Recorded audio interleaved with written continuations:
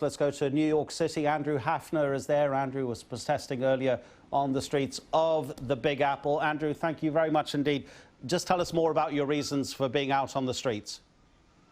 I think we needed to send a message. I mean, this was a shocking morning, to say the least, and we wanted to turn out in big numbers and send a message worldwide that was loud and clear that Donald Trump is he's not my president. You're not disputing the result, though, presumably, are you? You're disputing the man who's going to become the next president. Correct. Do you think he's going to listen? No, I don't, unfortunately. So how long do you think people may be protesting to get the message through? Because if he's not going to listen now, if the protests continue, will that make a difference? I think this is the beginning of it's going to be a long haul. It's going to be a long process. I think there's going to be a lot of protests to come. Whether or not he listens, I don't know. He doesn't seem like a guy who likes to listen very much. But I think this is the beginning of a lot of protests that are going to be nationwide.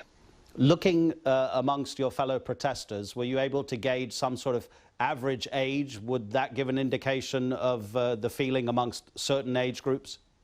It was mostly people my age. I'm 26. I would say it was predominantly people between 20 and 30.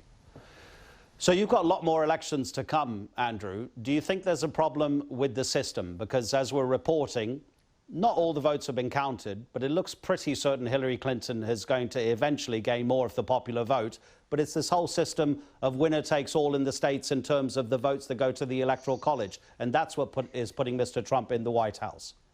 Yes, you're absolutely right. He wins the Electoral College. She wins the popular vote. I think it's absolutely a broken system. I think the Electoral College, it deters people that don't live in swing states to not vote because people think that their vote doesn't matter. I live in New York City, and the state is blue all the time.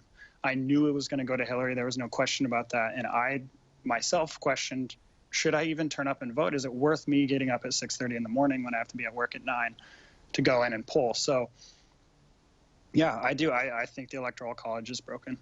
Andrew, what do you make of this analysis that is going all around the world, that the political elites have been looking after themselves and their interests for too long, and they had this coming to them?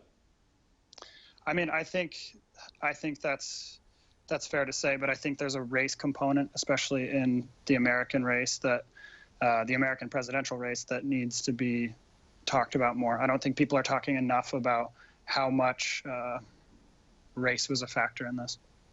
Andrew, we really appreciate your time. Thank you very much indeed. Andrew Hafnor in New York City. Thank you so much. Thank you.